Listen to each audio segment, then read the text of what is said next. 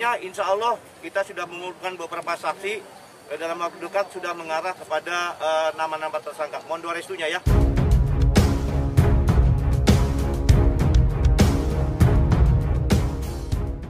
Assalamualaikum warahmatullahi wabarakatuh. Kembali lagi di channel Up Info.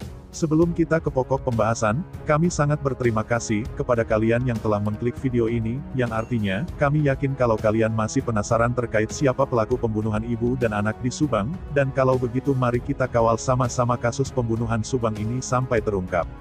Kesel dan geram karena sudah 4 bulan lebih 2 hari, tersangka pembunuh ibu dan anak di Subang belum juga terkuak. Padahal polisi sudah mengantongi sejumlah bukti dan telah memeriksa 55 saksi. Bahkan ada netizen yang mengusulkan kepada Kapolri Listio Sigit untuk melibatkan cara hipnotis dalam pengungkapan kasus pembunuh ibu dan anak di Subang. Penggunaan cara hipnotis oleh pihak kepolisian dalam pengungkapan kasus kriminal bukanlah hal baru. Tahun 2015, Polda Metro Jaya berhasil mengungkap tersangka mayat bocah dalam kardus, salah satunya dengan menggunakan cara hipnotis. Kasus pembunuhan Subang atau juga biasa disebut kasus Subang yang terjadi pada tanggal 18 Agustus tahun 2021 dini hari, hingga tanggal 20 Desember tahun 2021 belum juga terkuak tersangkanya. Tersangka yang dimaksud bukan hanya pelaku, tetapi juga dalangnya, orang-orang yang membantu, serta orang-orang yang mengetahui kasus pembunuh ibu dan anak di Subang.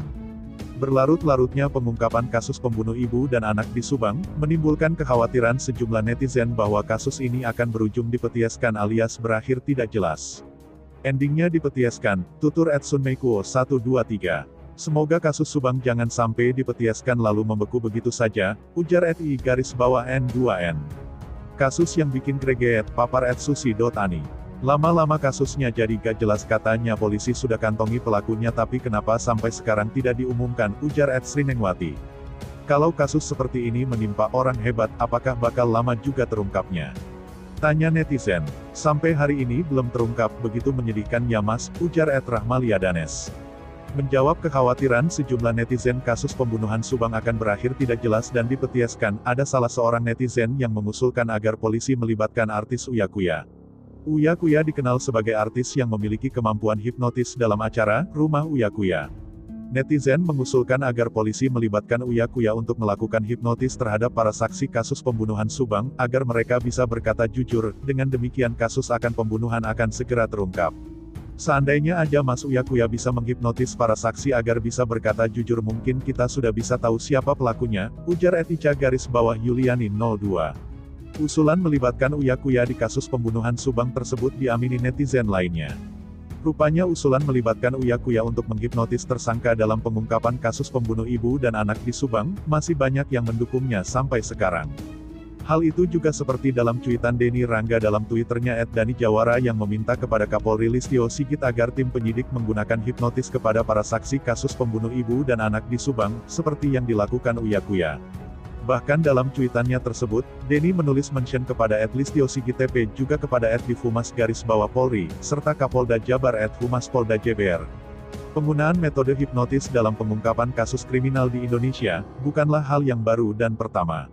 Pada tanggal 10 Oktober tahun 2015, polisi akhirnya menetapkan Agus Darmawan sebagai tersangka pembunuhan bocah dalam kardus di Kalideres, Jakarta Barat. Minimnya saksi dalam kasus tersebut, tim penyidik Polda Metro Jaya menggunakan berbagai cara untuk mengumpulkan alat bukti, baik melalui olah TKP, tes DNA, termasuk penggunaan cara hipnotis kepada saksi atau tersangka. Ada 3 alat bukti yang membuat polisi menetapkan Agus sebagai tersangka. Bukti pertama adalah DNA tersangka di kaos kaki korban, bercak darah korban di rumah Agus, dan sperma tersangka di vagina korban. Penggunaan cara hipnotis dalam pengungkapan kasus mayat bocah di dalam kardus tersebut, saat itu diakui Direktur Reserse Kriminal Umum, Dirkrimum, Polda Metro Jaya Kombes Krisnamurti. Dia mengatakan bahwa salah satu cara yang digunakan untuk mengungkap kasus tersebut adalah teknik hipnotis, hipnoforensik, guna menggali keterangan dari Agus, yang diduga kuat sebagai pelaku pembunuhan tersebut. Krisna menjelaskan hipnoforensik ini merupakan salah satu upaya menggali keterangan seseorang terperiksa dengan menggunakan teknik hipnoterapi. Menurutnya teknik ini sudah lama dikembangkan di Polda Metro Jaya. Jadi tidak ada salahnya dalam pengungkapan kasus pembunuh ibu dan anak di Subang juga menggunakan cara hipnotis kepada para saksi dalam upaya pengungkapan kasus Subang yang telah menelan korban Tuti Suhartini dan Amel. Nah, bagaimana menurut kalian? Silahkan tinggalkan komentar kalian, dan nantikan berita kami selanjutnya hanya di channel Apinfo. Insya Allah kita sudah mengumpulkan beberapa saksi dalam waktu dekat sudah mengarah kepada nama-nama tersangka. Mohon doa restunya ya.